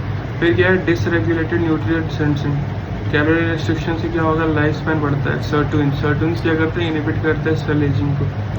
सर्टुइंस क्या करते हैं, सेल एजिंग को इनिबिट करते हैं, एज को बढ़ाते हैं। NAD dependent protein acetylase dependent है, एनएडी डिपेंडेंट प्रोटीन एसिटाइलेज डीएसिटाइलेज है सर्टुइंस। फ्री रेडिकल इंजरी कम होता है सर्टुइंस में। हाई इंसुलिन सेंसिटिविटी होता है, हाई डीएनए रिपेयर होता है। हाई इंसुलिन सेंसिटिविटी होता है, हाई डीएनए रिपेयर होता है। फ्री रेडिकल इंजरी कम कराता है, डीएनए रिपेयर ज़्यादा करा देगा तो हाँ म्यूटेशन कम होगा। इंसुलिन सेंसिटिविटी ज़्यादा कर रहा है क्योंकि इंसुलिन लाइक ग्रोथ फैक्टर अब नॉर्मल नहीं है, ठीक है। और फ्री रेडिकल इंजरी को कम कर दे, कहने होते हैं इन्वायरमेंटल स्ट्रेस भी कम हो रहा है। तो सर्टुइंस ये तीनों को इनिबिट करके सेल का जो एज है वो बढ़ा देगा। तो और वाइन में होता है सर्टुइंस, और कम खाने से सर्टुइन ज़्यादा बनता है। जो कम खाएगा ना वो ज़्यादा साल जिंदा रहेगा, क्योंकि सर्टुइन जो है वो सेलुलर एजिंग रोकता है, सेलुलर लेंथ लाइफ स्पैन बढ़ाता है। पर सर्टुइंस को वाइन चाहिए, वाइन से सर्टुइंस बढ़ा सकते हैं, और कम खाने से सर्टुइंस बढ़ा सकते हैं, ओके। और इसका रोल कहाँ का है, डायबिटीज़ मेलिटस में, क्योंकि अज़म ने कहा रोज इंसुलिन सेंसिटिविटी बढ़ा रहा है। फिर क्या है, कैंसर में, क्योंकि हाँ डीएनए रिपेयर को ठीक कर दे रहा है तो कैंसर कम होगा। एजिंग तो है ही फ्री रेडिकल के कारण उसको, तो डायबिटीज़ मेलिटस, एजिंग और कैंसर, सर्टुइंस। एनएडी डिपेंडेंट ट्रांस डीएसिटाइलेज है, एनएडी डिपेंडेंट प्रोटीन डीएसिटाइलेज है, एनएडी डिपेंडेंट प्रोटीन डीएसिटाइलेज होता है सर्टुइंस। और क्या बात है, सेल कंडीशन और उनके वो, तो मोस्ट कॉमन एचएनई होता है, फिर पास होता है लिम्फोसाइट, लिम्फोब्लास्ट, और क्या होता है बेसमेंट मेम्ब्रेन, और क्या होता है ग्लाइकोजन, बेसमेंट मेम्ब्रेन और लिम्फोब्लास्ट तीनों पास पॉजिटिव है। पैरायोडिक acid shift, okay, पैरायोडिक acid shift test तीनों पॉजिटिव है। फिर आते हैं मोनोब्लास्ट में NEC पॉजिटिव है, हेयर सेल में ट्रैप पॉजिटिव है, लिपिड में ऑयल रेड और सुडान बी ब्लैक भी, आयरन में प्रूशियन ब्लू का दूसरा नाम क्या है पर्ल स्टेनिंग, हीमोक्रोमेटोसिस में। अच्छा, हीमोक्रोमेटोसिस में जो ब्राउन्स कलर है वो हेमोसिड्रिन के कारण नहीं है, वो ब्राउन कलर मेलेनिन के कारण है, जबकि मेलेनिन एक ब्लैक पिगमेंट है, पर वो जो ब्राउन कलर है ना हीमोक्रोमेटोसिस में, वो हीमोसिड्रिन के कारण नहीं होता, वो मेलेनिन के कारण होता है, even though melanin is black. Okay, आगे कैल्शियम का होगा वॉन कोसा और एल्जेरिन रेडस, ये भी पड़ा है, ग्रिटी और बेसो, एक्सट्रीमली बेसोफिल कैल्शियम। ग्लाइकोजन भी पॉजिटिव है, ठीक है। कॉपर का होगा रोडामीन और रूबेनिक एसिड, याद कर लो बस। फिर आते हैं मास्ट सेल्स का, मास्ट सेल हो गया टोलिडिन ब्लू हो गया मास्ट सेल्स का, ओके। फिर क्या हो गया म्यूसिन हो गया, हाँ म्यूसिन का अपने पता है, एल्सिसिन ब्लू हो गया, और एक और क्या है म्यूसिकारामाइन, ओके। फिर क्या हो गया रेटिकुलिन फाइबर्स, ये सब फालतू है। मेन इलास्टिन फाइबर्स वॉन गीसोन, याद कर सकते तो कर लो। बाकी कोलेजन का होता है मैसन फोंटानास, सॉरी कोलेजन नहीं, मेलेनिन का होता है मैसन फोंटाना, और कोलेजन का होता है मैसन ट्राइक्रोम होता है कोलेजन का, और मैसन फोंटाना होता है मेलेनिन का। फिर आते हैं फंजाई में पास होता है, याद रख लो, ठीक है। और सिल्वर मेथेनोमाइन GHS होता है, okay. 34 year old squamous cell carcinoma, right lung, pneumonectomy की, यानी कि लंग निकाट के देखे क्या है। Hilar nodes are small 0.5 to 1 centimetre है, जेट ब्लैक इन कलर, तो ब्लैक पिगमेंट है तो कौन सा पिगमेंट होगा, ब्लैक पिगमेंट होगा तो एंथ्राकोटिक पिगमेंट है, क्योंकि यहाँ पे कोई भी चीज़ लिखा होनी है, जैसे सेलुलर एजिंग लिखा होता तो लाइपोफुशिन होता, जैसे आयरन वायरन या कुछ भी होता तो हीमोसिड्रिन होता है ना, जस्ट इन केस अगर होता तो बता रहे हैं। और lastly but not the least, अगर मेलेनिन कब होता, अगर सब्सटेंस कुछ पार्किंसोनिज्म वगैरह या कुछ वैसा लिखा होता तो मे भी मेलेनिन होता, मेलेनिन होता अगर हीमोक्रोमेटोसिस लिखा होता तो, पर नहीं, ब्राउन्स कलर हीमोक्रोमेटोसिस होता तो भी मेलेनिन होता, पार्किंसोनिज्म तो में भी। यहाँ पे कुछ भी नहीं लिखा है, बस ये लिखा है हाइलर नोट्स और small 0.5 jet black in colour, anthracosis pigment है। फिर नेक्स्ट फिगर एक वही ब्लड शुगर ज़्यादा है तो diabetes mellitus, pedal oedema, brownish skin, okay.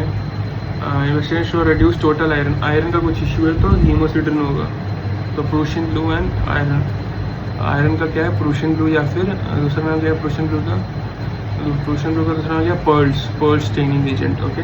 Next, within 2 days of injury at the left lung at the thigh, there is a 5 into 7 centimeter purple color to the site of injury. Which substance are most likely accumulated to the site of injury to produce yellow brown color? Yellow brown colour कौन बनाता है, second वाला haemosiderin. अच्छा हाँ, यहाँ पे इसका explanation तो बड़ा अच्छा है। पर्पल कलर है मतलब ब्रूज है, ब्रूज मतलब क्या है, हीमोरेज है। हीमोरेज मतलब सेल डेथ हो रहा है ना आरबीसीज का, तो आरबीसीज हो रहा है तो फिर वो क्या करेगा, हीमोसिड्रिन बना देगा, तो ब्राउन येलो ब्राउन दिख रहा है, येलो ब्राउन मतलब हीमोसिड्रिन। अच्छा, not true about sirtuins, NAD dependent transacetylase है, सही है। डी एसिटाइलेज है, जब ट्रांस नहीं है, deacetylase. Levels increase by calorie restriction, calorie कम खाओगे तो सर्टुइंस का लेवल बढ़ेगा, वाइन ज़्यादा पियोगे तो भी सर्टुइंस बढ़ेगा, ठीक है, सही है। Have a role in ageing cancer and diabetes mellitus, सही है। फिर क्या है, डिक्रीज है, नहीं सर्टुइंस इंक्रीज है, okay. Next, 84 dies of Alzheimer मतलब बुढ़ापा हो रहा है, ठीक है। तो पूछ रहा है ऑटोप्सी करे तो हार्ट स्मॉल निकला, हार्ट और लीवर में क्या होता है, लाइपोफुशिन होता है, cell death. Cellular ageing and वो है वेयर एंड टीयर का लाइपोफुशिन वो है। तो डार्क ब्राउन और सिक्रेटिंग, डार्क ब्राउन को होता है लाइपोफुशिन होता है, which of the following is secreted in myocardial, तो वो हो गया lipochrome from wear and tear, lipofuscin यानी, ठीक है। नेक्स्ट, 49 ईयर ओल्ड में alcohol abuse, increasing abdominal girth, liver ages form, liver biopsy में सिरोसिस निकला, इंडिविजुअल हेपेटाइटिस में निकला तो red globular infusions positive for immunohistochemical thinking. Which element of this bubbles is contained? तो यहाँ पे अल्कोहल लिखा है। अल्कोहल में क्या होता है? माइलरी हाइलैंड बॉडीज होता है। माइलरी हाइलैंड बॉडी का क्या होता है? उसमें क्या होता है? कैल्शियम का वो होता है ना, एक्यूमुलेशन होता है माइलरी हाइलैंड बॉडीज में। नहीं, इंटरमीडिएट फिलामेंट जैसा कि साइटोकेराटिन 8 और साइटोकेराटिन 18 का होता है। और देखो लिखा हुआ भी विच एलिमेंट्स दीज ग्लोब्यूल्स कंटेन। तो पॉजिटिव फॉर साइटोकेराटिन मतलब CK8 और CK18। तो साइटोकेराटिन है मतलब क्या है? माइलरी हाइलैंड बॉडीज है। चलो नेक्स्ट, अब आते हैं मेन चीज़ पे। आधे घंटे में ये हो पाएगा? आई डोंट थिंक, आज तो नहीं हो पाएगा यार। आई ट्राई माई बेस्ट दो, लेट्स सी कितना होता है। I try my best to complete in half an hour. Acute inflammation response of vascularized connective tissue. Vascularized यानी कि blood vessels and venules और वो सब to injurious stimuli. Infections, acute immune reaction, foreign bodies and tissue injury. Inflammation could be acute and chronic. Acute में short duration होता है, chronic में long duration होता है, sudden onset होता है, acute में अचानक से आता है, और chronic में insidious onset होता है।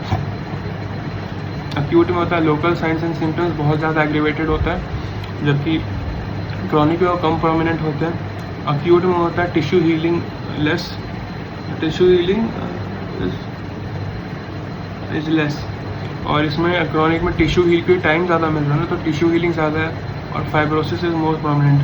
और chronic में क्या है?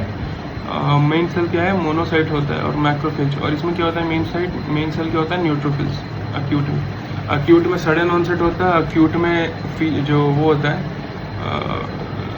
साइंस सिम्टम्स वो ज़्यादा एग्रीवेटेड होते हैं। रिपेयर जो होता है यानी कि लोग क्या कहते हैं, हीलिंग, वो लेस होता है acute में। हीलिंग कहाँ ज़्यादा होता है? क्रॉनिक में। और लोकल साइंस सिम्टम्स किसमें छोटा होता है? क्रॉनिक में कम होता है। इंसिडियस ऑनसेट होता है, क्रॉनिक में होता है। और लॉन्गर ड्यूरेशन का कौन होता है? क्रॉनिक। ओके नेक्स्ट, अब आते हैं RTDC मतलब rubor, tumor, dolor and C for calor. तो रूबोर मतलब होता है रेडनेस, T फॉर ट्यूमर मतलब होता है स्वेलिंग, RTDC, D का मतलब हो गया डोलोर मतलब होता है पेन, C का मतलब होता है कैलोर का मतलब होता है राइजिंग टेम्परेचर।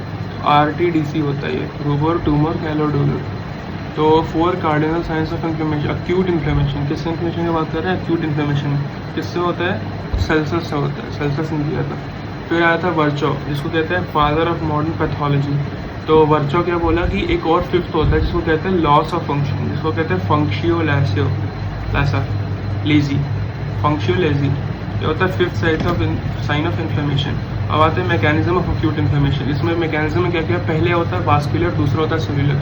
वास्कुलर में क्या होता है कि पहले ये अपना एंडोथीलियम है, अपना ये ब्लड वेसल, तो इसमें दोनों साइड ऊपर नीचे देख रहे हो एंडोथीलियम के सेल्स हैं, और बीचों बीच रेड का एकदम पाइप के बीचों बीच में ये ल्यूकोसाइट्स का एक वो धार है। तो ल्यूकोसाइट्स को तो पहले यहाँ से जा करके अपने एंडोथीलियम पे पहुँचना पड़ेगा, फिर वहाँ से वो जा करके साइट ऑफ इंजरी पे जाके किलिंग ऑफ माइक्रो करेंगे। यहाँ पे क्या है? CD34 है इसका मार्कर, शायद आई थिंक एंडोथीलियम का मार्कर CD34 है, नॉट श्योर। एंडोथीलियल सेल्स का मे बी मार्कर CD34 है। ओके, प्लाज्मा प्रोटीन्स होते हैं अंदर में, फ्लूइड होता है, सब बाहर होता है, और जो ल्यूकोसाइट होता है वो बीच में होता है। तो ल्यूकोसाइट्स पहले बाहर जाते हैं, फिर वहाँ से पार करके साइट ऑफ इंजरी पे जा करके मारते हैं जान से। तो पहले हो गया वास्कुलर इवेंट्स छोटे होते हैं। पहले तो अर्लीस्ट ट्रांजिएंट वासोकंस्ट्रक्शन होगा फॉर फ्यू सेकेंड्स, वो कराएगा। फिर उसके बाद क्या होगा? वासोडाइलेशन कराएगी बॉडी। ये क्या होगा? वास्कुलर परमेबिलिटी बढ़ेगा। तो वास्कुलर परमेबिलिटी जो बढ़ता है वास्कुलर इवेंट्स में, वो हॉलमार्क फीचर है अक्यूट इन्फ्लेमेशन का। क्या है हॉलमार्क फीचर अक्यूट इन्फ्लेमेशन का? Increase in vascular permeability. तो इससे क्या होगा? स्टेसिस होगा। ओके, फिर आते हैं सेलुलर इवेंट्स हो गया मार्जिनेशन से, फिर हो गया रोलिंग। मार्जिनेशन का मतलब वो धार जैसे जा रहा है ल्यूकोसाइट, वहाँ से वो बाहर जा रहा है, तो उसको कहते हैं मार्जिनेशन। फिर वहाँ पे वो एंडोथीलियल सेल्स में रोल कर रहा है, तो उसको कहते हैं रोलिंग करते करते फिर वो एडेशन कर रहा है, पूरा जुड़ रहा है। फिर क्या होगा? ट्रांसमाइग्रेशन से फिर वो क्या होगा? बाहर आ जाएगा। तो फिर वो बाहर आने के बाद फिर कीमोटैक्सिस करेगा, जिससे वो बाहर आने के बाद फिर वो उस पर जा पाए, क्या कहते हैं, साइट ऑफ इंजरी पे चले जाए। और वहाँ पे जाने के बाद ऑप्सोनाइजेशन करेगा, पहले नमक छिड़केगा उस पर फॉरेन बॉडी पे, और फैगोसाइटोस कर देगा उसको। तो मार्जिनेशन, रोलिंग, एडहेरेंस, रोलिंग किससे होता है, सेलेक्टिंग से, एडहेरेंस किससे होता है, एडहेरेंस इंटीग्रिन से, ओके। फिर हो गया ट्रांसमाइग्रेशन, फिर क्या हो गया ऑक्सोनाइजेशन, फिर क्या हो गया फैगोसाइटोसिस। तो पहले तो हो गया अर्ली ट्रांजिट वासोकंस्ट्रिक्शन, पहले वासोकंस्ट्रिक्शन हुआ सबसे पहला स्टेप। फिर क्या हो गया वासोडाइलेशन होगा, उसके बाद वासोडाइलेशन के बाद क्या होगा परमेबिलिटी बढ़ेगा, ओके। यही दो चीज़ है।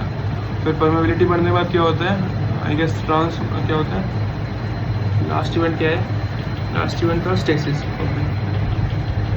सो अर्ली ट्रांजिट वासोकंस्ट्रिक्शन हुआ, उसके कारण क्या होगा वासोडाइलेशन।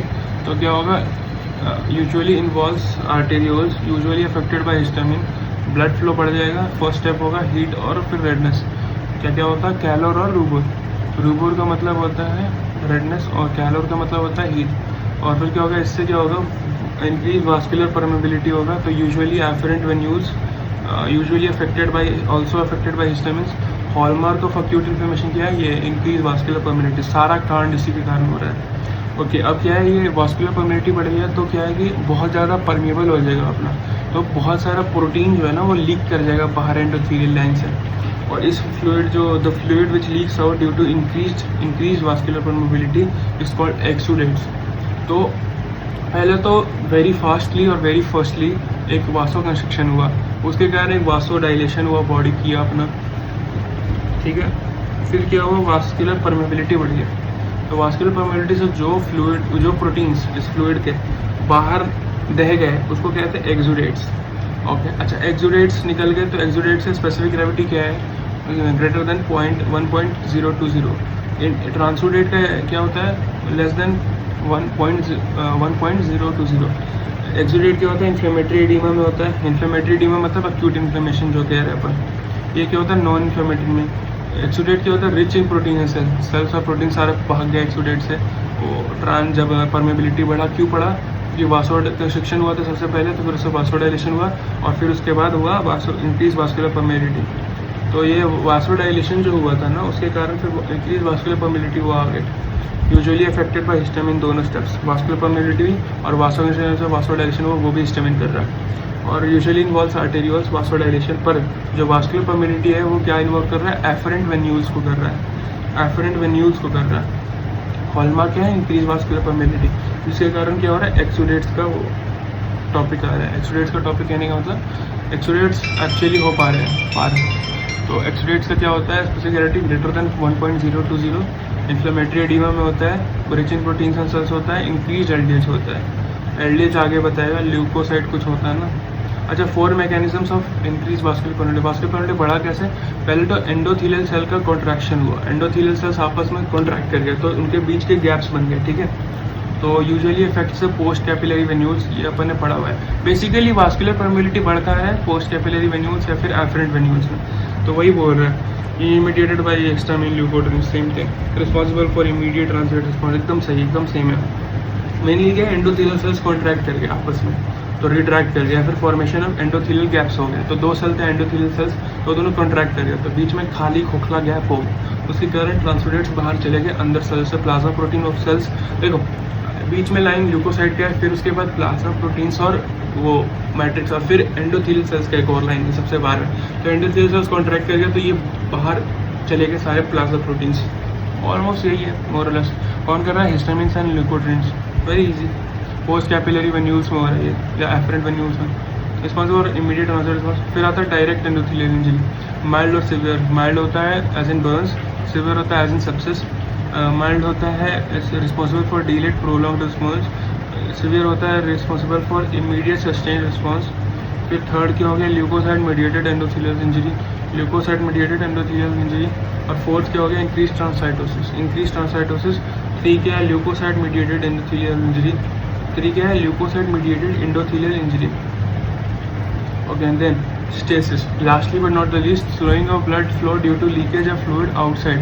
तो ब्लड फ्लो कम हो जाए क्योंकि बहुत सारा एक्सुडेट बाहर जा रहा है ना, प्रोटीन और सेल रिच, और एलडीएच हाई है उसका शायद। हाँ और क्या है इन्फ्लेमेटरी एडिमा में होता है एक्सुडेट, ट्रांसाइटोसिस नॉन इन्फ्लेमेटरी में होता है, ल्यूकोसाइड ट्रांसाइटोसिस। तो क्या है slowing of blood flow due to leakage of fluid outside causing RBCs to accumulate inside leading to hyper viscosity of blood.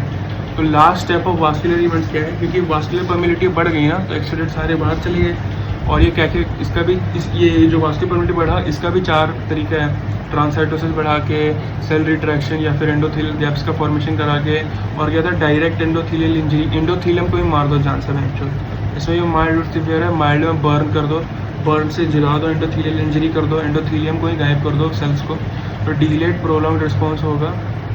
और सिवियर में होगा सेप्सिस में, तो उसमें क्या होगा इमीडिएट सस्टेन रिस्पॉन्स होगा। क्या वो सब फालतू है, ज़्यादा इंपॉर्टेंट नहीं है, पर एंडोथेलियल इंजरी भी करा सकते हैं, ये भी एक मेम्ब्रेन पर वास्कुलर परमिटिविटी बढ़ाने का एक तरीका है। Okay, so this is the all how we increase vascular permittivity. Leucocyte mediated, leucocyte से एंडोथेलियल इंजरी करा दो या फिर बर्न्स और सेप्सिस से भी करा सकते हैं। तो माइल्ड वाला है बर्न और सिवियर हो गया सेप्सिस में। तो ये सारा तरीका है वास्कुलर परमिटिविटी बढ़ाने का। तो वास्कुलर से अंदर बाहर बहुत ज़्यादा हो गया, ट्रांसाइटोसिस बढ़ा दो, तो तीन हो गए। पहले तो एक्चुअल कॉन्ट्रैक्शन, रिट्रैक्शन या फिर एंडोथेलियल गैस बढ़ा दो, दूसरा एंडोथेलियल को ही मार दो, तीसरा है ल्यूकोसाइड से एंडोथेलियम का बामें कर दो, और चौथा है ट्रांसाइटोसिस बढ़ा दो। तो इन चारों से एक्सुडेट्स का निकलना ज़्यादा ईजी हो जाएगा एंड हेंस वास्कुलर परमिटिविटी बढ़ जाएगी। और ये हो क्यों रहा है, क्योंकि वास्कुलर वासो कंस्ट्रक्शन हुआ था शॉक के एक्यूट इन्फ्लेमेशन हुआ था, उसके कारण वो हुआ था वासो कंस्ट्रक्शन, तो उसके रिस्पॉन्स में वासो डायलेशन हुआ था, और ये उसके वासो डायलेशन हुआ और उसके रिस्पॉन्स में फिर वास्कुलर परमिटिविटी बढ़ा। वो हिस्टामिन और ल्यूकोटिन किया, और फिर हम लोग अगर चाहें तो ल्यूकोसाइड से भी एंडोथेलियल इंजरी करा सकते हैं, ट्रांसाइटोसिस एक्सेट्रा एक्सेट्रा। अब आते स्टेसिस पे। स्टेसिस हो गया slowing of blood flow due to leakage of fluid outside causing the RBCs to accumulate inside, leading to hyperviscosity of blood. Slowing of blood flow due to leakage of fluid outside, causing the RBCs to accumulate inside, leading to hyperviscosity of blood. Slowing of blood flow due to leakage of fluid outside. Slowing of blood flow due to leakage of fluid outside. क्योंकि बहुत ज़्यादा exudates निकल रहे हैं ना sales का, तो blood slow हो जाएगा इसी कारण। तो आरबीसीज एक्यूमुलेट होगा, leading to hyper viscosity of blood. तो एक्यूट इन्फ्लेमेशन में स्टेसिस के कारण हाइपर विस्कोसिटी ऑफ ब्लड भी होता है। Last event of vascular events है। अब आता है सेलुलर इवेंट पे। सेलुलर इवेंट्स अपन ने पढ़ा हुआ है फिजियोलॉजी में। तो मार्जिनेशन का दूसरा नाम क्या है, पार्किंग नहीं, पेवमेंटिंग। पेवमेंटिंग और मार्जिनेशन, इसमें क्या है, process of redistribution leucocyte from the centre to the periphery या मार्जिन ऑफ ब्लड वेसल। अपने कहा ना ल्यूकोसाइड सारे सेंटर में, तो उनको बाहर पहले एंडोथेलियम के थोड़ा पास से, हल्का दूर सेंटर से, इसको कहते हैं मार्जिनेशन। मार्जिनेशन या फिर पेवमेंटिंग, पेवमेंट बना रहे, दूर कर रहे हैं रोड के सेंटर से। ओके, देन हो गया रोलिंग। रोलिंग कहने का मतलब leukocytes begins to form loose attachments over the endothelium, that is roll over the endothelium. Loose attachment selectins होता है, PPL होता है, ई सेलेक्टेंट होता है एंडोथेलियम पे, P होता है प्लेटलेट्स एंड एंडोथेलियम पे, और L होता है ल्यूकोसाइड पे। ठीक है, प्रेजेंट और सारे सेलेक्टेंट्स कहाँ होते हैं, दूसरे जगह पे होते हैं। ठीक है, इस पे ओके। ल्यूकोसाइड कहने का मतलब न्यूट्रोफिल्स है ना। एक्यूट इन्फ्लेमेशन का कौन सा मेन सेल है, न्यूट्रोफिल, और उन दोनों क्या है, मोनोसाइट एंड मैक्रोफेजेस। ओके, सो अब आते हैं रिसेप्टर्स पे। तो L सेलेक्टिन का रिसेप्टर क्या है, ग्लाइकेम 1 और CD34, और E और P का क्या है, sialyl Lewis X modified glycoprotein, sialyl Lewis X modified glycoprotein.